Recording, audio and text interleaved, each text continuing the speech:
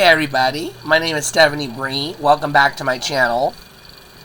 I'm recording this video as I'm waking up early in the morning, but I was thinking about it before I went to bed, so I'm trying to get some more videos out this week. And as the title implies, today I'm answering the question that city slickers always ask: what the hell do people even do in small towns for fun? And I've already done videos on some of the things that small town folks do, like rodeos, demolition derbies, hay rides, monster truck rallies, town festivals, the fair.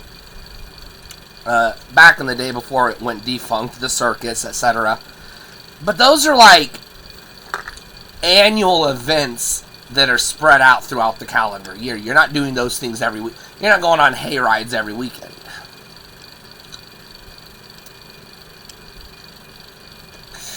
But it is quite different, the things that especially kids, but also adults, will do in these smaller towns to occupy their time. When you live in a big city, as I have in the past, I've lived in Boise, Idaho, and Dallas, Texas. I've also lived in, I've lived in Salina, Kansas. That's not a big city, but for Kansas, it's a bigger town, close to a big city. There aren't real big cities in Kansas, unfortunately. And yeah, Idaho's not a ginormous city, but it's the biggest city we have in Idaho. But Dallas is absolutely, definitively a big city. But I've also lived in, smaller cities too, And so I know that in a city, you have lots to do. You've got the mall, you got bowling, you got the movies, you've got skating rinks, and, loads of shopping and clubs and bars and museums and art galleries and, fancy parks and all kinds of touristy things to do. But in these small towns, and in this video, I'm talking about the small towns, 800 or 900 people or less. I'm talking the itty-bitty towns that you don't even stop at when you're on a road trip. You just drive right on by until your gas tank is almost goddamn empty and you stop because you don't have a choice. And you're very cautious because you've seen a lot of horror movies and you're afraid of them hillbillies because you think they're all cannibals. Spoilers, we're not all cannibals. I promise. Anyways, that was a joke in case you didn't know. But anyways, but no, when you live in these small towns, you do have to get a little creative with how you occupy your time. And yes, there's the obvious things that every human does, looking for a mate, for example, someone to hook up with, a sometimes romantic or in other cases sexual partner. And sometimes, there's the, you watch TV, you watch movies, and city folks think that's it, that's all there is. You just got Netflix and the Tonight Show and nothing else. Ew, what a boring-ass life that is. Well, I mean, it's boring if you're not creative, but I'll tell you a few things we did to occupy our time, and then I know other small-town folks did. And, you do have some of the other outdoorsy stuff that you have in the cities, but on a smaller scale.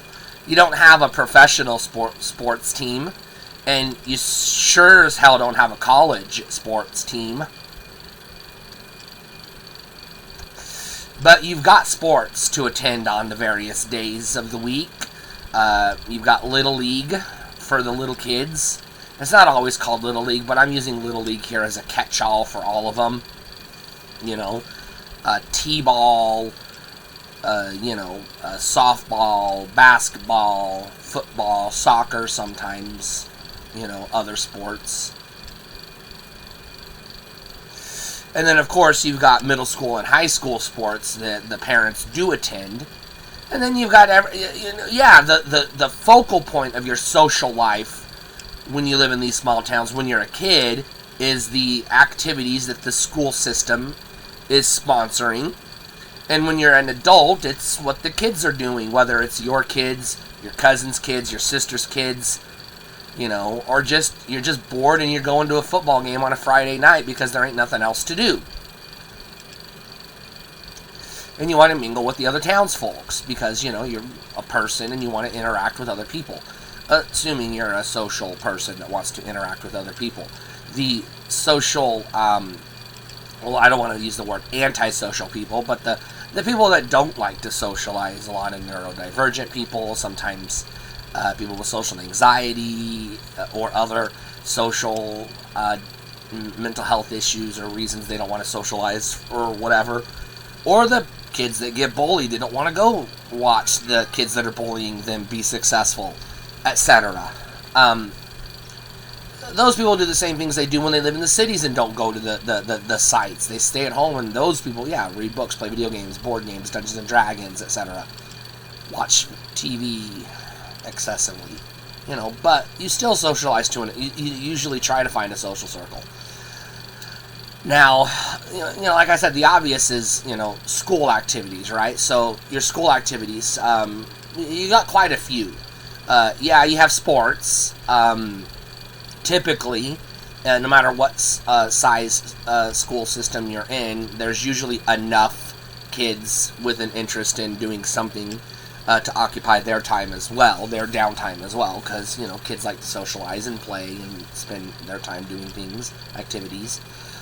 You got the standard stuff, on the girls' side, you got volleyball, basketball, softball, track and field. Sometimes you have soccer, sometimes you have tennis.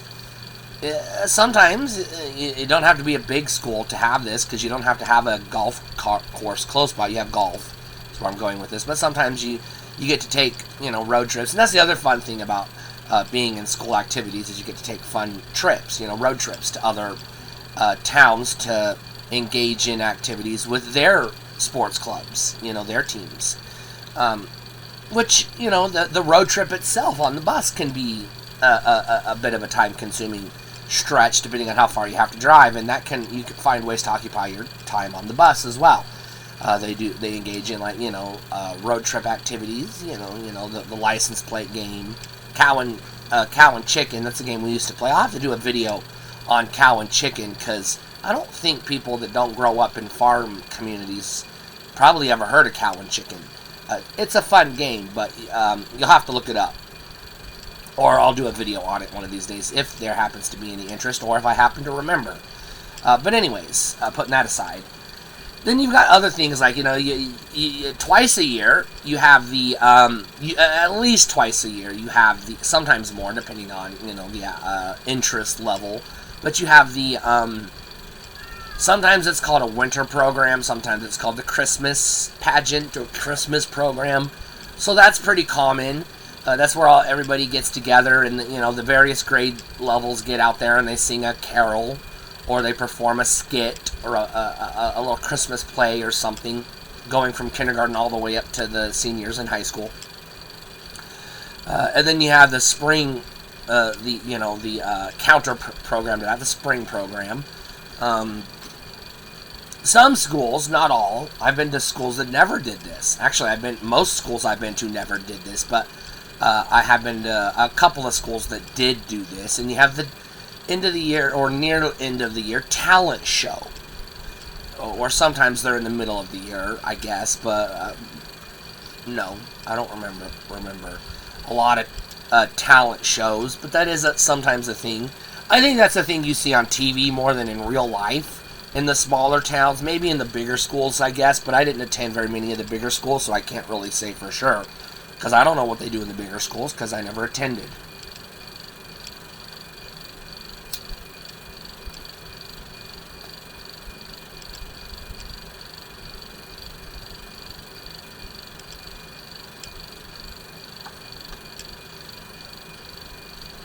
Alright.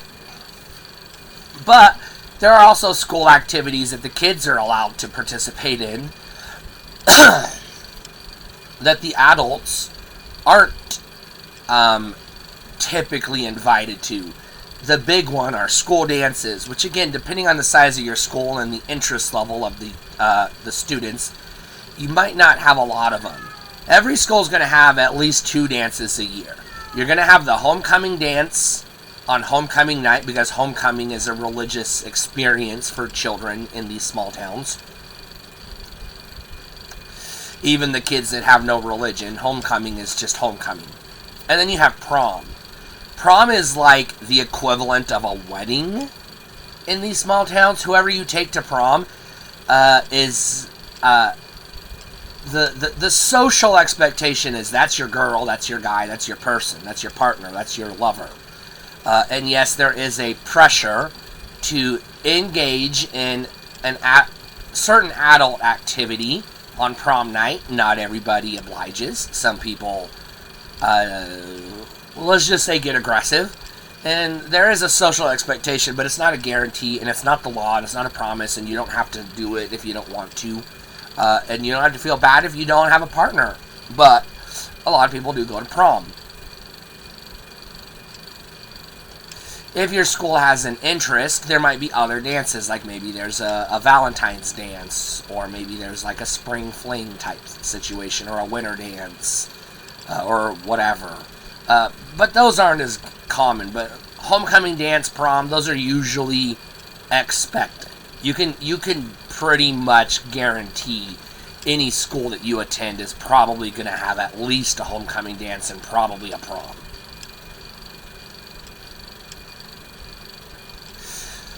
However, school dances are usually only open to high school students. Occasionally, they'll open them up to middle school students if the middle school student is the date of a high school student. But that's not always the case. Sometimes they open it up to middle school students anyways, just because they're small towns and they need, people on the dance floor to justify hiring a DJ and renting the space or decorating the space or whatever. Sometimes they don't hire a DJ. Sometimes they just let one of the students do it, assuming that they're, responsible, and they check out the equipment. It depends on the school you go to. But there's other things that you do when you live in these small towns. For starters, even if you have a car and a driver's license, you walk everywhere. For the most part, you walk to the grocery store, you walk to the post office, you walk to in the summertime, you walk to the swimming pool, you walk to the park, you walk to your friends' houses.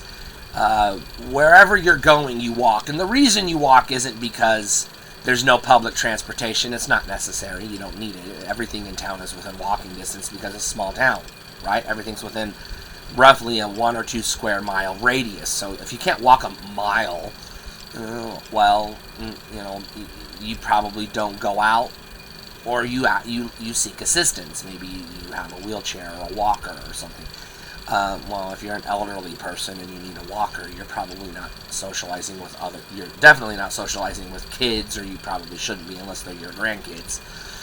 But I digress. Next reason you walk everywhere is to pass the time.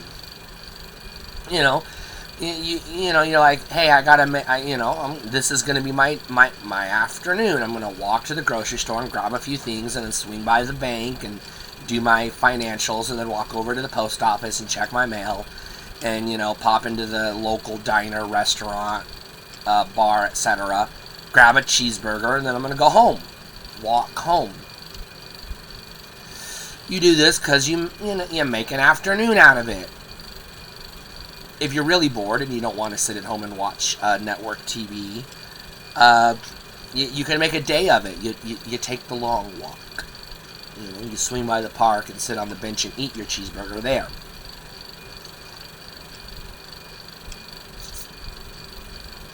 It doesn't have to be a cheeseburger, by the way. It could be a hot dog. It could be a plate of chicken fingers or whatever, But the point is, you space out your time. There are other activities that kids partake in. Again, you have the standard stuff, like hide and seek when you're little kids. When you're teenagers, you play hide and seek, but you call it Ghost in the Graveyard. And I think I did a video on Ghost in the Graveyard, but here's how Ghost in the Graveyard works. It's hide and seek, but instead of having the person that's it and a bunch of kids that are hiding, you have a bunch of teenagers that are ghosts, and you have the person that's the ghost hunter, essentially. And usually, you'll play hide and seek when you're a little kid, just wherever you and your friends happen to be. The park, the playground, somebody's backyard, or wherever. The babysitter's house, or whatever. Wherever you're at, that's where you're playing hide and seek. When you're teenagers, well, middle school age up, and you're playing Ghost in the Graveyard, which this is usually a middle school age game. High school kids usually are too old for it, or they're too busy with their extracurriculars. But, and some of the middle school kids will be into extracurriculars too, but you have fewer options than you do when you're in high school, than you do when you're in middle school. But, basically, you don't want to just play Ghost in the Graveyard anywhere. You want to play it someplace spooky. Sometimes in an actual graveyard or cemetery. Sometimes you want to play it at the park, but, after the sun's gone down. Sometimes, if you live in a lot of small towns, will have some older abandoned buildings. Maybe an old factory that used to operate that's now abandoned and has got broken windows, and maybe there's an old schoolhouse that burned down or something, or, whatever. You usually want to play Ghost in the Graveyard in these places. Now, kids, I'm going to tell you right now, you should be responsible and not play in an unsafe environment. So, also, no trespassing, but we did. I'm telling you, we did. This is what we did. We shouldn't have. And sometimes you do get caught by the police, and sometimes you get in trouble. Sometimes you get grounded by your parents. Sometimes, depending on your parents' philosophies on this, you get an ass whooping. Just depends on your parents. And whether or not the cop is going to rot you out to your parents, or just, tell you, hey, be safe, or maybe turn a flashlight on and just keep a safe eye on everybody, just so that everybody's safe. Sometimes the small town cops will do that. They'll be like, look, I'm just going to turn the flashlight on and keep an eye on y'all. Just be safe, but if anything bad happens, I'm here to rush you to the ER, and I'll radio your parents on the way. Now, sometimes that particular cop doesn't have a job on Monday, or they get in trouble, but, it just depends on the cop. And sometimes you'll have a parent or guardian or some adult, responsible adult, keeping an eye on the kids, for similar reasons. But a lot of times the kids are playing these games because they don't want to be around the adults. Ghost in the Graveyard isn't the only game you play. Sometimes we would play Kick the Can. That's a pretty basic game. Sometimes you play a game called 1-2-3 Me, which is another type of but you don't want to call it, or tag, but you don't want to call it tag. And when you're a little kid, you're going to play the little kid games, the playground games, or I guess, at the park games, like the aforementioned tag, hide and seek. Sometimes you want to play Red Rover. Sometimes you want to play I don't remember what all games kids play, but they make stuff up. Sometimes they role play. Sometimes they LARP. That's not very common. That's a more modern thing. But sometimes they role play different things. Cops and robbers, Power Rangers, etc.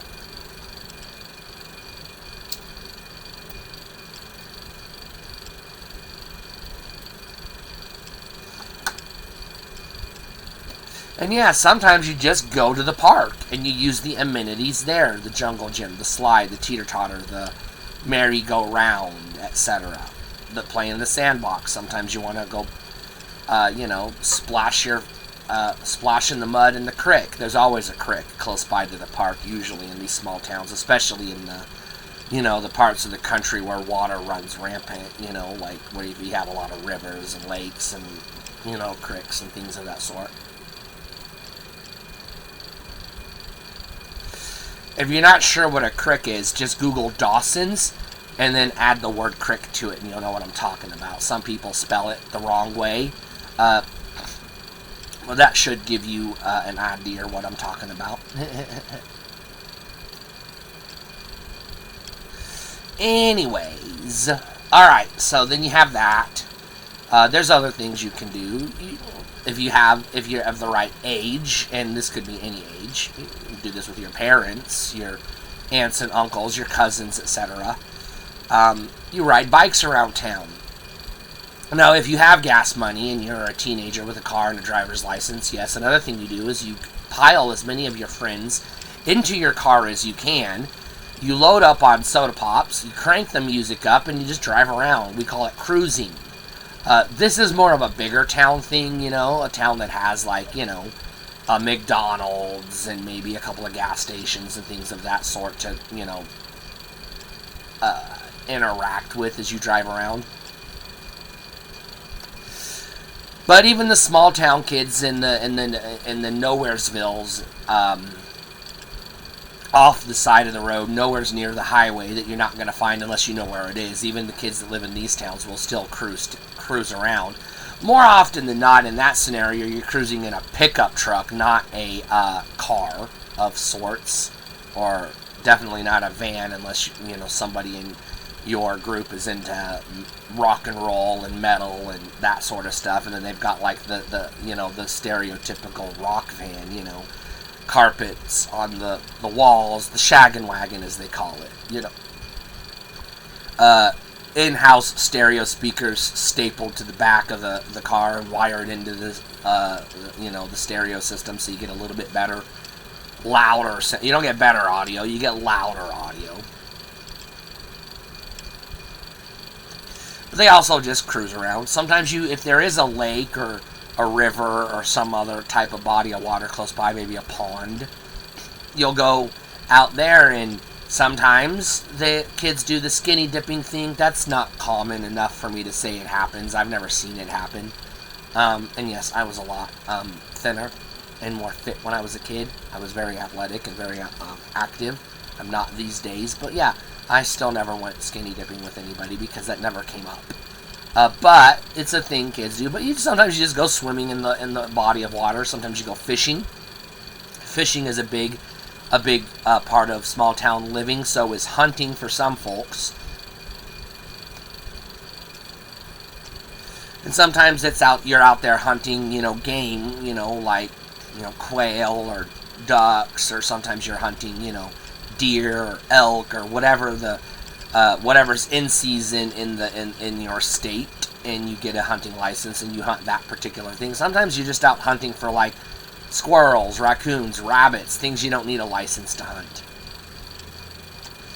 And some kids, especially in the Great Plains, this is more common. You just go out shooting gophers or prairie dogs because, they're kind of a nuisance, and the farmers are always bitching about the prairie dogs, so you go out there and shoot the prairie dogs, and then you take their carcass to the farmer, and he'll give you a nickel per carcass or something like that. There's things you can do. I'm not saying they're all things you should do. I'm just saying these are things kids do to stay occupied. Now, adults also get creative with how they occupy their time. In a lot of these small towns, you'll have the church will be the focal point of your social life, even if you're not a member or a believer. You don't have to believe in Jesus to go to the potluck on Sunday and get free food. You don't have to believe in Jesus to go to the church social. What's a church social? This is where the church folks get together and play a casino.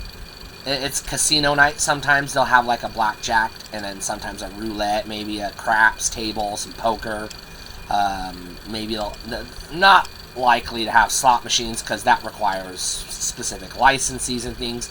But or very common, aside from casino night, another thing that you'll have at these church socials, which is more common, is it's essentially like a type of dinner. It's like a potluck type thing, or like they prepare a meal and you eat whatever they prepare. You just go through the line. They give you a plate of the food. It's usually like a type of soup and a potato, and then maybe a side dish and a drink. Usually coffee, tea, and maybe a juice. Sometimes soda, but don't expect soda at these types of situations. And sometimes there's some type of like activity to keep people interested, or whatever, maybe it's a play or a skit of type, maybe it's a comedy night, maybe it's karaoke night, whatever. Also, bingo is real big. A lot of churches will sponsor bingo night in these small towns. And I don't mean all the churches in town. Like, a lot of times there will be a church that sponsors a bingo night once a week or whatever. And a lot of the older folks, the adults, will attend bingo night because, bingo is a type of gambling. Kind of. Not really, but, technically, but it's a social activity. If your town happens to have a dedicated business to entertainment or leisure activities, sometimes it's like maybe you have a bowling alley. Maybe you have the one movie theater, although movie theaters are less common in small towns than they used to be. Maybe you have like an actual local community theater group. That's also less common in small towns than bigger towns, but you never know. It can happen. You generally don't have like the what do you call it, like the social clubs. You don't usually have those, like the Masons and the what do they call it, the country club, things like that. You don't usually have those. One, because you don't have the population for it. Two, you don't have rich people a lot of times in these small towns. Like, the richest person will be whoever owns the bank or the grocery store or the local car dealership if you have one. And they're like rich compared to everybody else, but they're not really rich people rich.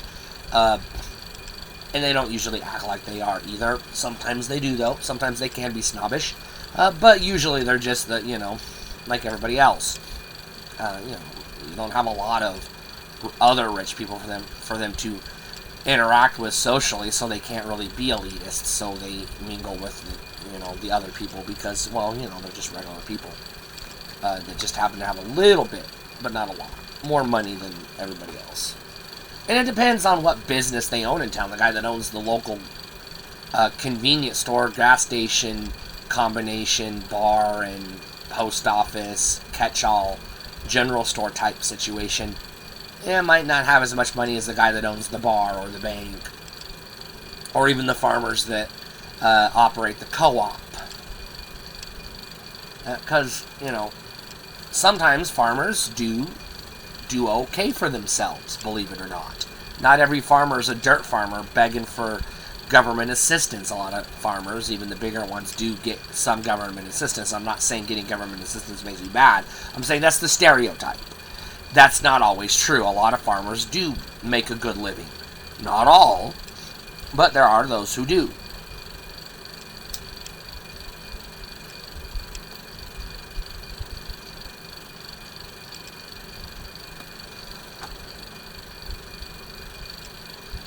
Now, during the school year, a lot of your elementary schools, and sometimes your middle schools, but less likely than the elementary schools, will have a pretty good playground area that the kids can access during recess and after school up to a certain point before the custodian kicks you off of the property. Excuse me. So yeah, that is a possibility as well. And even though it's technically trespassing in the summer months, sometimes kids will opt to go to the elementary school playground and play there instead of the park because, they usually have better facilities because the schools tend to, in general, have a little bit more money than the city because the city gets its money from, your water bill and some of it from property taxes, but most of it from sales tax. And if you don't have a big sales tax base for the city to draw upon, then they don't really have a lot of big budget. And some of your property tax, some of it goes to the city or county actually usually, and it gets divided up. But the biggest chunk of it goes to the school districts, so the schools are guaranteed money. They also get money from the federal government and the state government too. So they're going to have a bigger budget to spend no matter how small your town is, no matter how big your town is. In general, the school districts are going to have more money than the city. That's even in Dallas.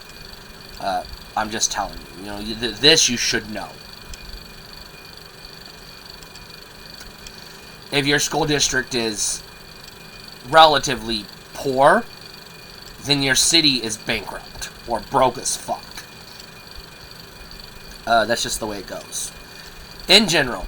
Now, not every politician is corrupt and using their government position to pad their pockets or their bank accounts, but it still happens. It's still a common enough occurrence that it's more than a stereotype. It's something that you just expect somebody in your community is doing. In the older days, 90s and earlier, your town probably had an independent local newspaper. That's probably gone. If not gone, it's been consolidated into a community newspaper that you share with other towns in your county or area. Or it's been turned into a website that you got to pay for that you can't access anymore. For a quarter, you got to pay a monthly fee for it, and it ain't worth it because it's just pictures of other people's kids doing other, school activities. So, local community journalism, that is unfortunately a thing of the past. But, there's still Facebook groups, so that kind of serves that purpose these days, which is one of the reasons why those newspapers are defunct, because people would rather get their information for free from the Facebook group, which is usually gossip, not journalism, but whatever. Most people don't know the difference. There's a lot of journalists that don't know the difference. I'm looking at you, Bill O'Reilly, Tucker Carlson. You don't know the difference between gossip and news. But I digress. And then sometimes you just hang out. Sometimes you hang out at a friend's house and you just, play games. And it doesn't have to be video games. It could be somebody, you hang out at the kid's house who has a air hockey table or a pool table or a pinball machine. Sometimes you hang out and play board games. Or you just hang out and chill. You put on some music, you eat some pizza and you just chill. You hang out, you watch a movie, or you just listen to music and chat and gossip and, tell ghost stories or whatever. Now, at the start of the video, I mentioned that just like you do anywhere else, people do look for partners, right? They look for a romantic and or sexual partner to, interact with in various capacities. You don't have a lot of dating options on two fronts. One, you don't have a lot of places to take a date. So, you got to get a little creative. Picnic in the park, taking your date to the bingo night or the church social or the potluck or whatever. Hanging out at the football game, the basketball game, etc. But you have options. They're just limited. And in that sense, you don't usually say you're dating someone. You say you're going out with this particular person, and you use that vernacular. It's more common among middle school kids than, adults. They don't say they're going out with so-and-so. Then the adults especially say they're dating, and they take their dates or find their dates at the bar. Usually that's where you meet people, or sometimes the church social. And then, in addition to that, you have the annual events that are sprinkled throughout the year. The Thanksgiving parade, you've got the homecoming, you've got the, the town festival, you've got the fair, you've got the, sometimes on some weekends, you have the rodeo, sometimes you have the aforementioned, sometimes you got the monster truck rally, sometimes you got the demolition derby, sometimes you got the flea market, the farmer's market. These are also social events as well, or at least activities that you can do. You can socialize, or you can just go to enjoy the entertainment and the food. These are also things that you can do in these smaller towns. The point I'm trying to make is not everybody that lives in these small towns is just sitting at home watching Netflix all day, okay? And it isn't as boring as you fucking think it is. You stay busy, and you sometimes you got to get a little creative, but it's not any less valid than going to the local museum or art gallery or the arboretum or whatever. It's just different. So stop shitting on small town folks, okay? They're just regular people living good, wholesome country lives.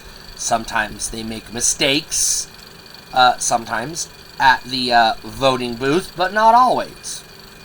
So stop shitting on small town folks, okay? Thanks.